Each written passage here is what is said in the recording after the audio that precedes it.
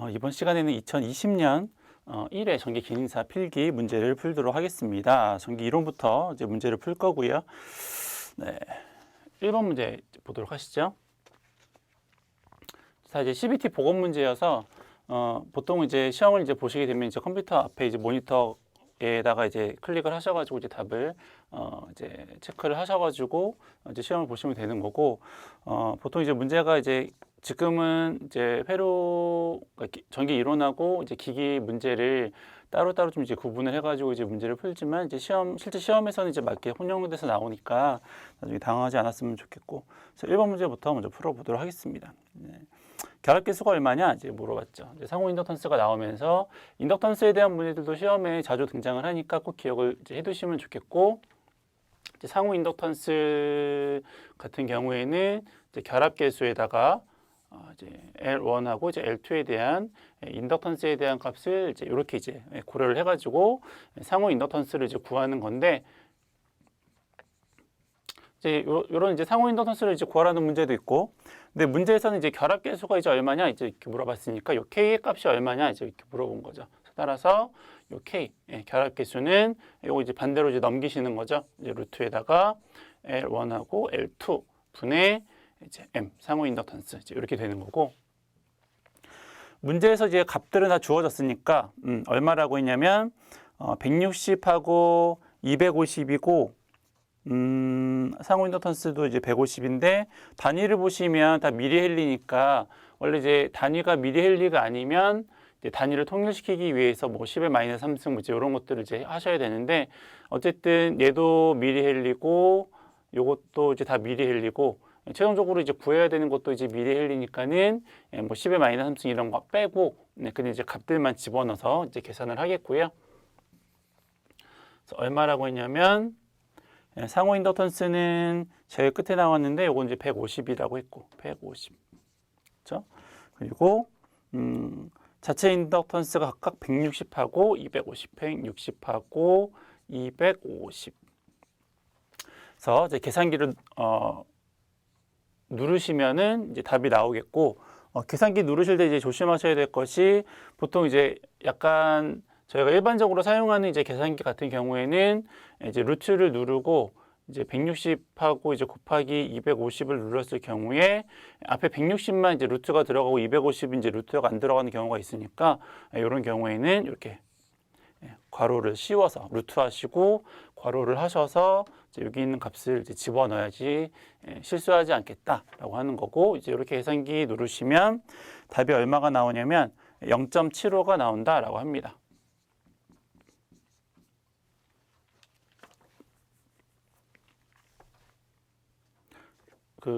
컴퓨터 계산기도 있어요. 그래서 하시면 되고, 두 번째, 전기장에 대한 설명으로 이제 옳지 않은 것은 쭉 읽어보시면 이제 설명들이 밑에 있으니까 읽어보시면 되겠고, 도체 표면의 전기장은 그 표면의 평행이 아니고 이제 직각으로 되는 거죠. 등전이 면이라고 하는 거는 전위가 이제 모두 같은 면을 이제 등전이 면이라고 하는데, 이제 수직으로 전기장이 그 표면의 수직으로 이제 뭐 입사를 하거나 아니면은 이제 방출이 되는 거니까 답은 이제 4번이 되겠고요. 옳지 않은 것은 3번 1kWh는 몇 줄일까요? 보통 이제 우리가 1이죠. 줄이라고 하는 건 1인데 얼마만큼의 시간 동안 얼마만큼 에너지가 사용되었느냐, 이제 그게 이제 그 1이 되는 거죠. 줄. 그래서 와트세크가 줄하고 이제 같은 단위다라고 이제 보시면 되는 거고요. 거기에 보시면은 킬로와트 아워가 나오죠. 그러니까 문제에서는 이제 몇 줄인가로 이제 물어봤으니까 요 와트 아워를 와트 세크로 이제 바꾸셔야죠. 그러려면 요 킬로는 우리가 10의 3승이죠. 그렇죠? 킬로는 10의 3승이고 와트는 그대로 와트로 가면 되고, 요 아워는 시간인데 초로 바꾸시려면 60분을 60초로 해야지. 그래야지 1시간에 대한 초가 이제 계산이 되는 거겠죠. 1분은 60초고 1시간은 그런 1분이 60개가 있어야 되는 거니까 결과적으로는 3600초. 그러면 이제 다 계산을 했네요. 이게 이렇게 이제 환산이 되는 거니까 10의 3승에다가 3600을 곱하면 주울에 대한 값이 나올 거고, 요거 3600은 다르게 표현하면은 3.6에 곱하기 10의 3승으로 표현도 가능하죠. 그러면 여기가 3승이 있고 여기가 3승이 있으니까 결과적으로는 3.6 곱하기 10의 6승이 답이 되겠다. 뭐 그런 겁니다. 단위 환산에 대한 거니까. 시험에서도 이제 단위 환산에 대한 문제들이 종종 나오니까 이런 것들 기억을 좀 해두시면 좋을 것 같아요. 4번. 공기 중에 자극에서 나오는 자력선의 수는 몇 개일까요? 이제 가우스 법칙이라고 하는 거죠. 점자극을 투자율로 나누어서 이제 구하게 되고 가우스 법칙이라고 하는 기억을 좀 해두셔야 되겠죠. 점자극은 이제 여기서는 1이라고 했고 1웨버라고 했고 투자율이 얼마인지는 나오지는 않았는데 그 문제에서 보시면 공기중이라는 말이 나오죠. 공기중 혹은 진공중일 경우에 비투자율은 1이기 때문에 보통 우리가 공기중이나 진공중에서의 투자율은 얼마로 보냐면 4파이 곱하기 10의 마이너스 7승으로 보는 거죠. 그래서 4파이 곱하기 10의 마이너스 7승. 그래서 원래 이제 요 투자율이라고 하는 거는 이제 비투자율하고 진공중의 투자율 이제 이걸 곱해서 우리가 한 번에 이제 투자율이라고 이제 부르는데 공기나 진공이나 거의 비투자율이 거의 1에 가깝기 때문에 요거는 이제 그냥 이렇게 진공중의 투자율을 이제 분모에다가 대입을 해서 계산을 하시면 되는 거고 이렇게 해서 계산을 하시면 답은 2번이 나옵니다. 7.958 곱하기 10의 5승. 이런 것들이 조금 이제 하시기가 처음 공부하시는 분들은 조금 어려울 수 있어요. 어쨌든 투자율에 대한 진공중의 투자율에 대한 값은 암기를 좀 해주시는 게 좋습니다. 시험에서 자주 나오니까 저기나 인덕턴스 이런 것들도. 다음 문제. 1m의 간격을 가진 성간전압 평행완복 도선에 전류가 흐를 때에 도선마다 작용하는 힘의 크기는 어떨까요? 평행도체 상호 간에 작용하는 힘이 얼마냐 이제 물어본 거죠. 이렇게 이제 평행도체가 있어요. 요 상호 간에 작용하는 힘이 얼마냐 이제 물어보는 건데 이렇게 이제 완복 도선이고요. 평행 완복 도선에 전류가 10이 흐른대요. 여기 전류가 흐르는데 10카가 흐른대요. 10카가 흐르고 도선이 1m, 요 간격이 1m래요. 요거는 1m. 그리고 성간전압이 얼마냐면 66,000. V는 66,000.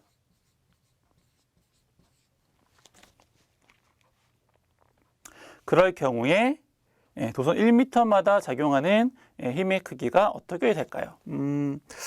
요거를 원래식은 이제 요게 힘인데 작용하는 원래식은 2파이r에 뮤 제로에 I1, I2로 이제 요게 이제 본식이에요.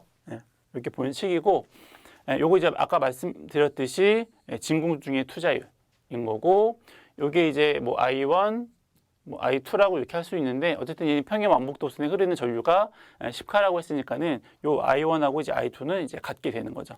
원래 이렇게 되는 건데 요 뮤제로에다가 진공중의 투자율에다가 아까 그 4파이 곱하기 10의 1승을 이제 대입을 하면 요 식이 좀 정리가 되는 거죠. 그래서 이제 정리를 하면 R분의 2의 I1의 I2의 곱하기 이게 10의 마이너스 7승. 아까 10의 마이너스 7승이었으니까.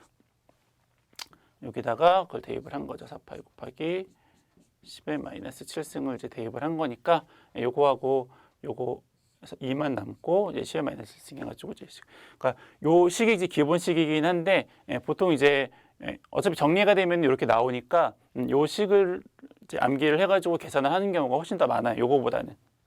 그래서 요렇다라고 이제 보시면 될 것 같고. 여기에는 전류값이 똑같은데 얼마냐면은 10카라고 했으니까는 요거 두 개 곱하는 거는 10에 곱하기 10의 3승이죠. 요거 이제 제곱이 되겠네요. 그 거리는 이제 1m라고 했고. 해서 이제 계산기를 누르면 답이 나올 거고요. 이렇게 해서 계산을 하면 답은 20입니다. 답은 3번. 두 평행 완복 도선에 걸리는 힘 작용하는 힘, 이것도 암기를 해주시면 좋습니다. 식을 이제 요거를 물어보는 경우도 있고, 요거 계산 문제여서 이제 이렇게 했었는데 계산 문제 말고 평형 왕복 도선에 대한 식이 뭐냐 하고 해서 요 식을 이제 물어보는 그런 문제도 있으니까는 같이 기억을 좀 해두시면 좋을 것 같아요. 6번 소비 전력량은 얼마만큼이 될까요? 우리가 소비 전력 어떻게 구할까요? 소비 전력은 전력에다가 얼마만큼 사용했는가를 이제 대입을 해서 문제를 푸는 거죠. 그럼 이게 이제 와트아워, 요 C가 이제 뭐 시간에 대한 거면 이제 와트 C가 되는 거고, 그렇죠? 그래서 문제의 조건들을 보니까 100V의 2A 전류를 1시간 동안 사용했다 이렇게 나왔죠. 우리가 이제 보통 요 P라고 하는 걸 구할 때에는 전압에다가 전류를 곱하고, 이게 일반적으로는 단위가 이제 와트에 대한 단위니까는 이제 코사인 세타 역류를 이제 계산을 해야죠. 나중에 뒤에서 이제 문제를 풀다 보면 비상전력하고 유효전력에 대해서 다시 설명할 때가 그 설명하는 부분이 나오니까는 그때 다시 한번 설명을 해드리겠고, 어쨌거나 요 P 전력이라고 하는 거는 이제 단위가 와트일 경우에 이렇게 이제 계산이 되는 거고, 거기에다가 이제 시간을 곱해서 이제 계산을 하는 거고요. 전압이 얼마라고 했냐면 100V, 그렇죠? 100V라고 했고, 전류는 얼마라고 했냐면 2A라고 했고, 여기서 전열기라고 하는데, 전열기라고 했을 경우에는 보통 일반적으로 조건이 주어지지 않을 경우에 역률은 1입니다. 전열기일 경우에 뭐 램프도 마찬가지인데 백열구 같은 경우에는 역률이 1이죠. 형광등은 이제 역률이 좀 이제 적용이 될 수가 있는데, 그래서 보통 일반적으로 전열기다라고 했을 경우에 역률은 문제에서 주어지지 않아도 1이다 이렇게 생각을 하시면 좋을 것 같아요. 그리고 얘가 몇 시간 동안 사용을 했냐면 5시간 동안 사용을 했다 이렇게 된 거죠. 그렇죠? 그러면 2, 5, 10이고 1000이네요. 그러면 소비 전력량은 1kWh가 되니까 답은 이제 1번이 되겠다라고 하는 거죠. 그래서 이렇게 하면은 요게 단위가 이제 여기까지요. 여기까지가 단위가 이제 와트라고 했고, 요거는 이제 단위가 C인데, 문제에서는 킬로와트라고 물어봤으니까 여기에다가 10의 마이너스 3승을 해주셔야지 킬로로 바뀌는 거죠. 요거를 계산을 해봤더니 1000이 나왔으니까 1000Wh잖아요. 근데 킬로와트로 바꿔야 되니까 요거 3개가 뿅 날아가서 결과적으로는 1kWh가 답이 된다. 이제 뭐 그런 거예요. 그래서 문제 푸실 때 단위 환산을 해야 되는 경우도 상당히 많이 나와서 문제를 푸실 때 좀 잘 보셔야 돼요. 단위에 대해서. 단위만 잘 보셔도 실수하는 거를 많이 줄이실 수가 있어요. 7번 다음 중 강자성체로만 이루어진 거는 답이 4번이죠. 니코철. 그래서 뭐 밑에 이제 상자성체, 반자성체 이제 나와 있으니까는 자성을 강하게 띌 수 있는 게 이제 강자성체고, 그렇죠? 이것도 아마 뒤에서 좀 비슷하게 설명 또 한번 나올 테니까 여기서는 이것만 외우고 니코철만 외우고 넘어가시면 될 것 같고요. 8번 배율기와 분류기의 접속 방법. 이것도 이제 종종 나오긴 하는데, 그러니까 우리가 전압을 측정을 하거나 아니면 이제 전류를 측정을 할 수가 있어요. 측정을 하는 경우가 있죠. 전압하고 전류를 측정을 하는 경우가 있는 경우에 이제 개념적으로만 좀 이제 알고 계시면 좋은데, 내가 이 전압계가 100V까지밖에 측정을 못해요.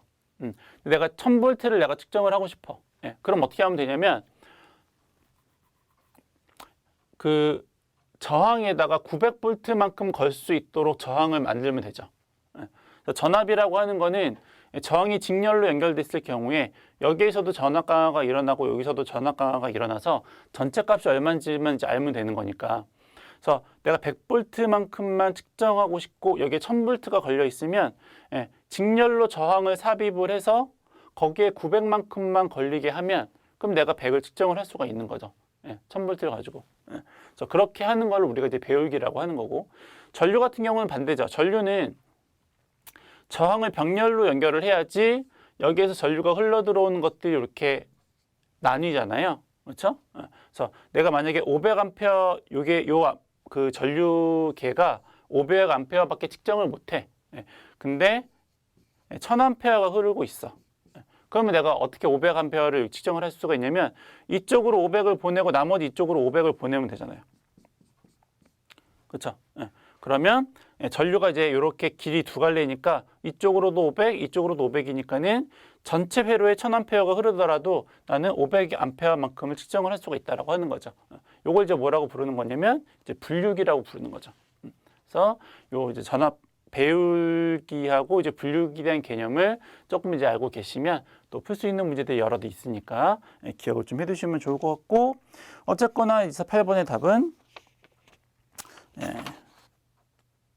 그렇죠? 8번의 답이 2번이 되겠죠. 배율기는 전압계와 직렬로 하고 분류기는 전류계와 병렬로 접속한다. 그렇죠? 직렬, 병렬.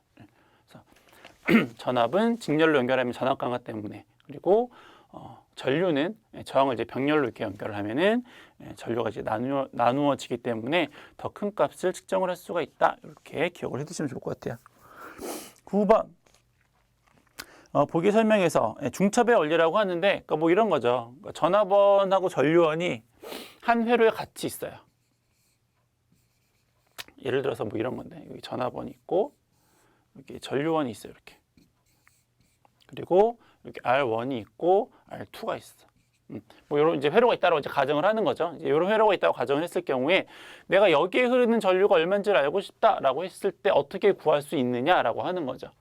그때 어떻게 구할 수 있냐면 각각 전압원과 전류원을 기준으로 회로를 해석을 하면 되는데, 만약에 전압원을 기준으로 해서 해석을 할 경우에는 전류원은 개방시켜.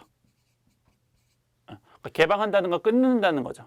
딱 끊으면, 그러면 이게 직렬 저항으로 연결되어 있으니까 I는 IR이죠. R분의 V죠. 그러니까 얘를 개방했다고 치면 전체 전압을 여기에 나오는 합성 저항 값으로 나누면 이 회로 전체에 흐르는 전류가 얼마인지 알 수 있겠죠. 그래서 이제 I를 구할 수 있고, 그리고 만약에 전류원을 기준으로 해서 이 회로를 해석한다라고 했을 경우에는 전압원을 단락시키는 거예요. 단락이라고 하는 거는 그냥 이렇게 연결해버리는 게 단락인 거죠. 그럼 이렇게 단락을 해버리면 이 전류원을 기준으로 해서 전류가 이렇게도 흐르고 이렇게도 흐를 거 아니에요. 그렇죠?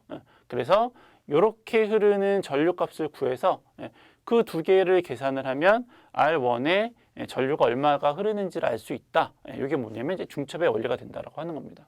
그래서 전압원은 단락하고 전류원은 개방을 해서 어떤 그 특정 소자에 흐르는 전류값을 알 수 있다더라. 이걸 이제 우리가 뭐라고 부르냐면 중첩의 원리다라고 이제 부른다라고 하는 거죠. 그래서 9번의 답은 2번이 되겠고요. 전압원은 단락, 전류원은 개방. 꼭 기억을 좀 해두세요. 10번. 4오음과 3오음이 직렬로 연결된 100회로의 교류 전압의 전류가 얼마일까요? 이렇게 물어봤는데, 그래서 이제 그림을 그리면 문제를 조금 더 쉽게 풀 수가 있어서 10번 문제를 보시면 이렇게 그림을 한번 그려볼게요.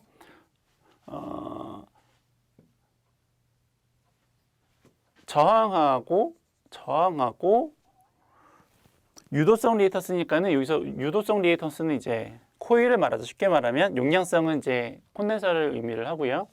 이렇게 직렬로 연결된 게 100V의 교류 전원에 이제 연결이 된 거죠. 그렇죠? 100V. 연결이 된 거고, 저항은 얼마라고 했냐면 4. 얘는 4, 얘는 3. 그렇죠? 그랬을 경우에 흐르는 전류가 얼마일까요? 이렇게 물어본 거죠. 그렇죠? 전류가 얼마일까요? 전류는 어떻게 구하세요? 뭐 여러 가지 구하는 방법이 있겠지만 이제 이런 회로에서는 저항으로 전압을 나누면 되는 거고, 여기에서는 이제 이 저항이라고 하는 게 R도 있고 리액턴스 값도 있으니까 그걸 합성해서 임피던스 값을 구해서 이제 계산을 해야 되는 거죠. 임피던스 값은 어떻게 구할까요? R의 자승에다가 리액턴스의 자승에다가 루트를 씌우는 거죠. 분의 V. 그러면 저항은 4, 리액턴스는 3, 루트를 씌우시고 분의 100. 그럼 요거는 5죠.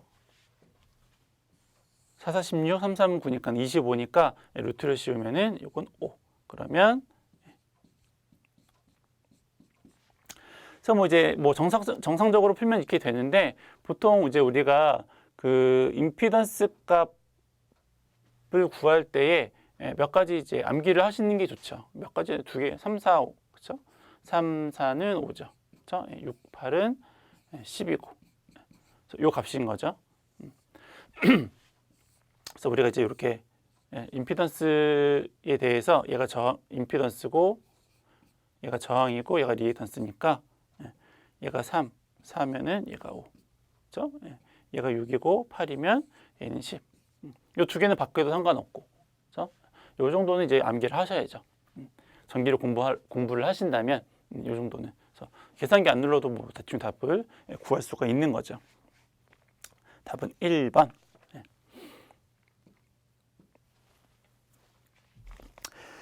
11번은 이건 답이 4번이고 이건 뭐 이제 그냥 단위에 대해서 이제 암기를 하시는 거니까는 뭐 이런 것들이 몇 개 있죠. 단위 환산이나 아니면은 이제 뭐 기본 값을 몇 가지 외우셔야 되는 거, 전자의 크기라든가 아까 말씀드렸던 투자율 아니면 뭐 유전율의 크기 뭐 이런 것들. 그래서 이건 답이 4번이고 12번 30분간 사용할 때의 발열량은 얼마만큼이 될까요? 보통 이제 우리가 발열량을 계산을 할 때에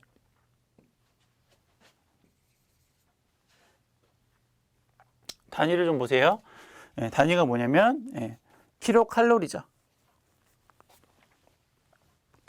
그러니까 단위 환산에 대한 내용이긴 한데 1줄 우리가 하는 1은 0.24 칼로리죠.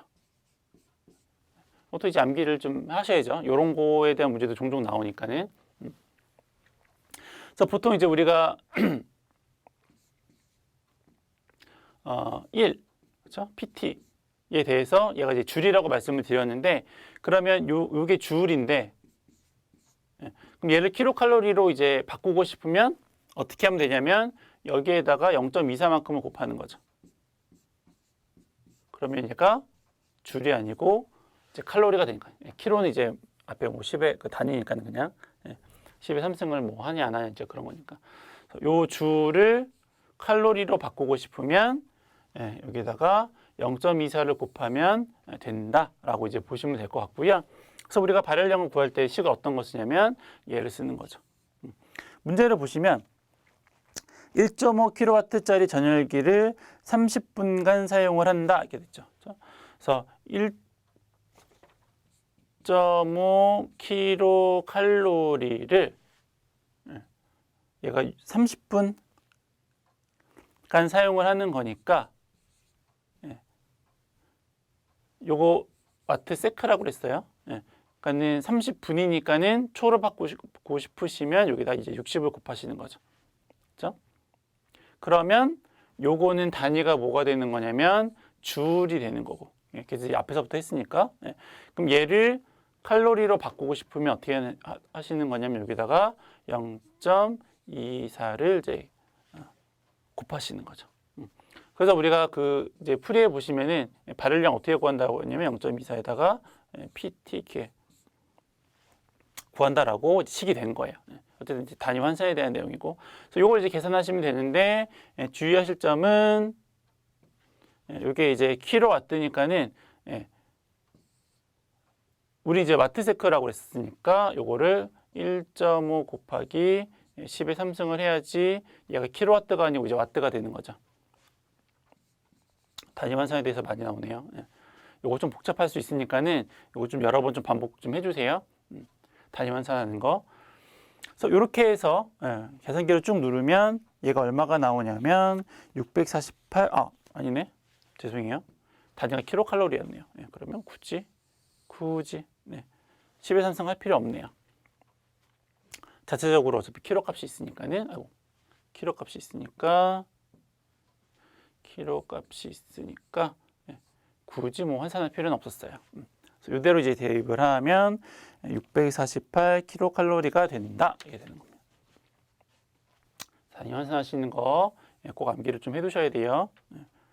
그리고 와트세크하고 줄하고 같은 거예요. 여러 번 반복해서 나올 테니까 기억을 좀 해두시면은 좋겠습니다. 넘어가시고 반자성체는 어떤 걸까요? 답은 2번이고요. 아연.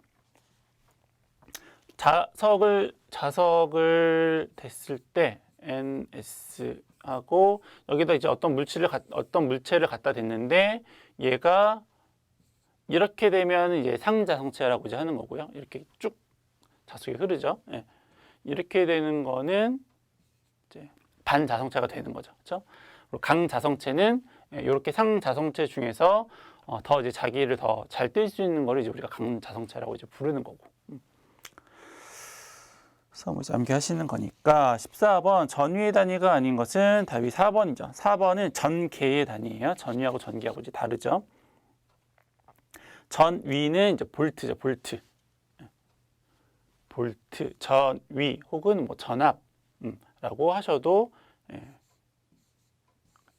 비슷한 의미를 좀 많이 쓰니까. 그래서 첫 번째 이제 I하고 오음은 I는 전류에 대한 단위고 오음은 저항에 대한 단위잖아요. 저항에다가 전류에다가 정을 곱하면 전압이니까 뭐 이렇게 되는 거죠. 그래서 뭐 한번 보시면 되고 15번 요거를 이제 우리가 렌즈의 법칙이라고 하는 거죠. 자석의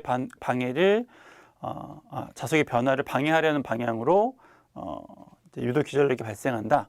이제 패러데이 법칙으로 이제 전압을 구하면 얘는 이제 자석의 쇠교하는 그 권수의 쇠교하는 자석에 비례해서 전압이 이제 발생을 하는데 이제 패러데이 법칙인데 그 방향이 어떻게 되느냐는 이제 렌즈의 법칙으로 이제 정해지는 거죠. 자석이 진행하는 반대 방향으로 그 기전력이 발생을 한다라고 하는 거니까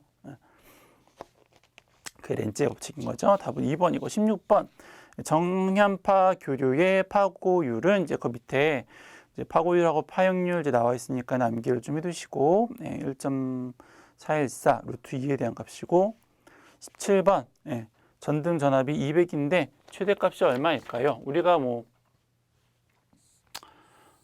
여러 가지 값들이 있죠.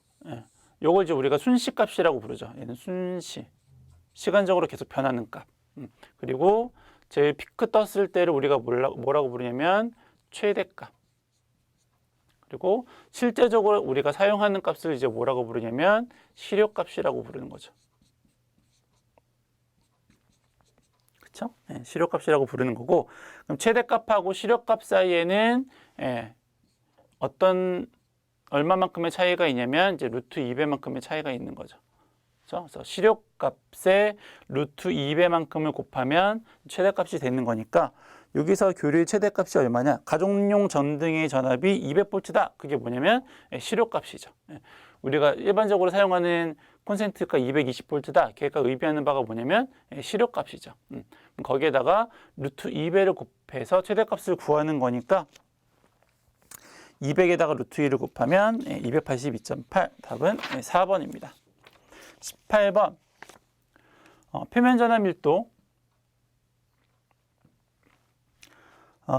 여기 대전된 도체 내부의 전속密도가 얼마냐라고 했는데 도체 내부의 전개의 세기는 0이기 때문에 따라서 전속 밀도도 0이 되는 거죠. 답은 2번이고 19번 이것도 뭐 종종 나오는데 Y 델타를 이제 변화하는 경우죠. Y 결선이 있고 델타 결선이 있는데 이게 모두 이제 똑같은 값일 경우에요. 이 값이 동일할 때에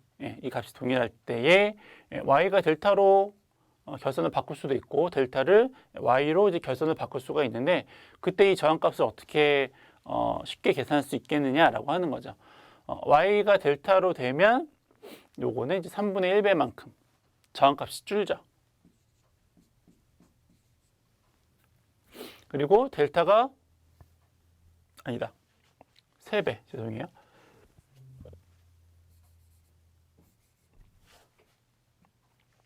Y가 델타로 되면은 3배. 3R이 되는 거고 델타가 Y로 이제 넘어갈 때는 3분의 1배. 이렇게 되는 거죠.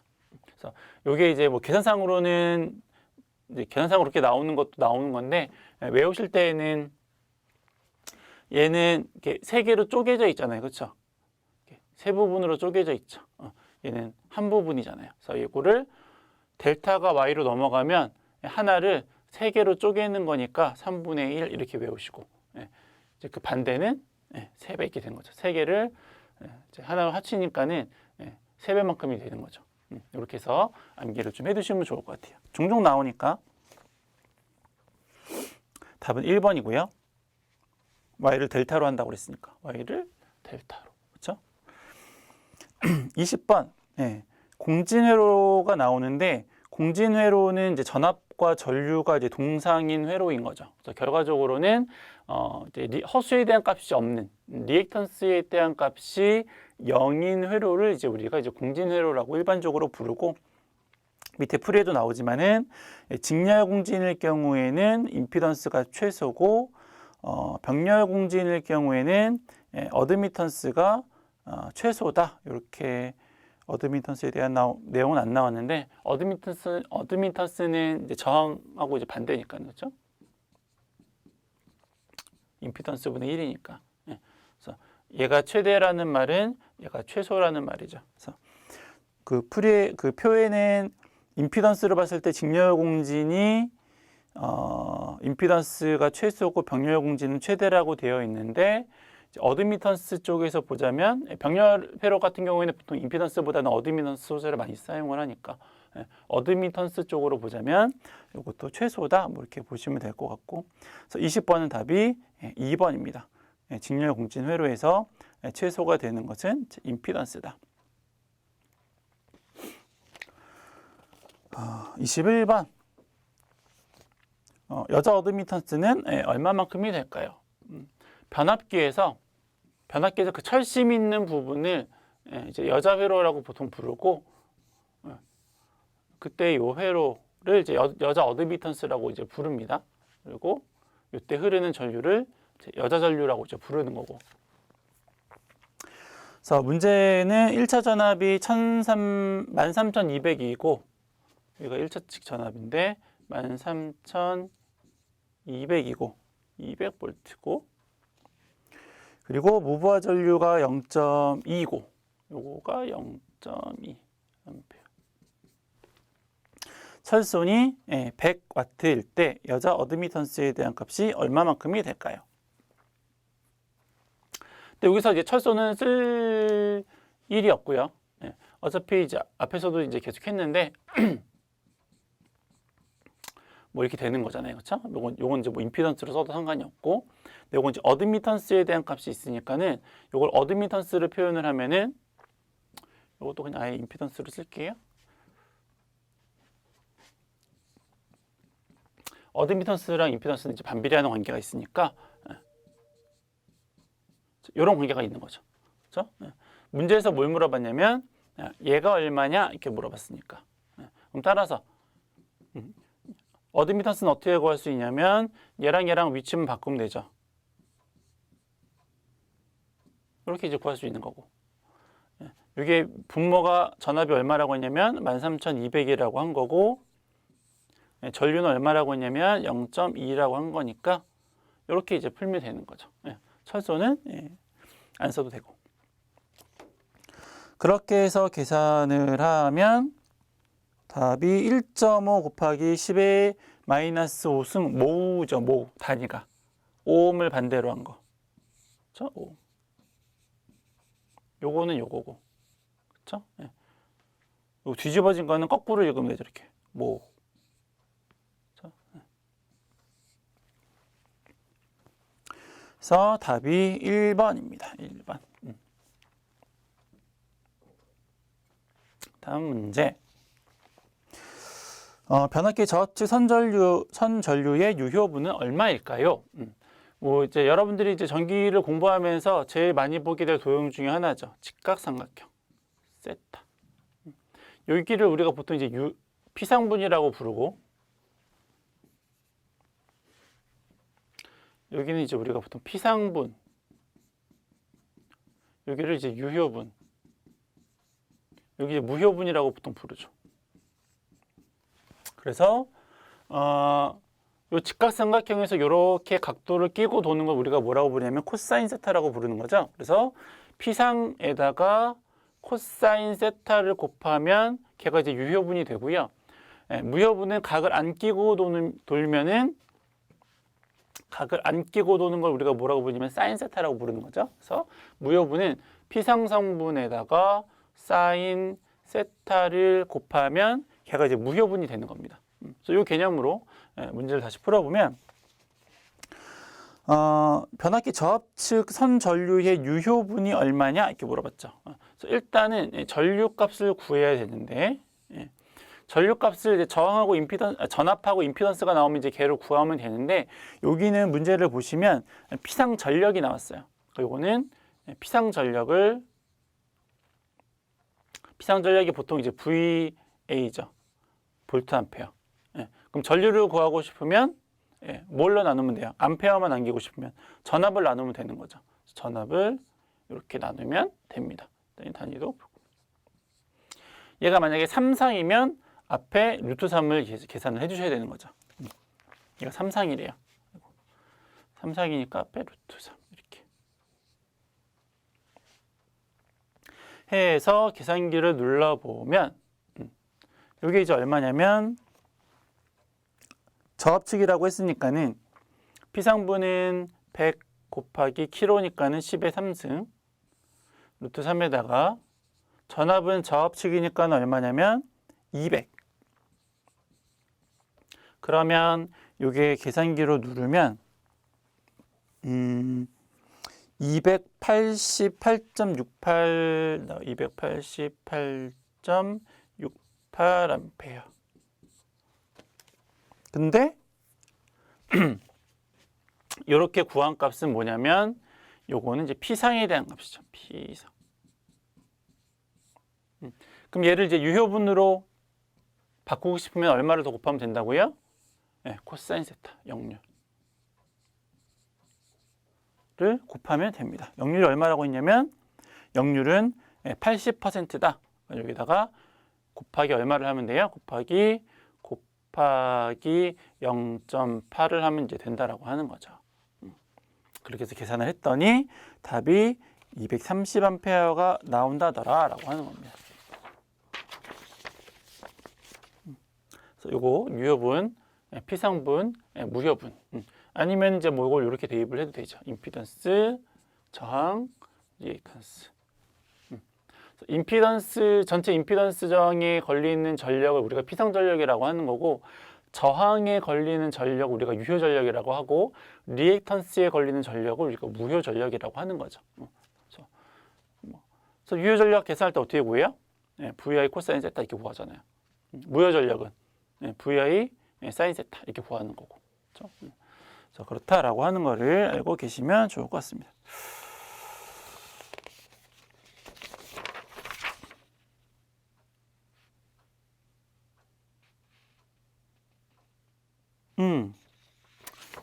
하다 보니까는 기기 문제까지 풀었네요. 그래서 이거는 22번까지 21번, 그러니까 20번까지가 전기 이론이고요. 21번부터는 기기인데 지금 22번까지 풀었으니까는 잠깐 쉬었다가 23번 문제부터 다시 풀도록 하겠습니다. 수고하셨습니다.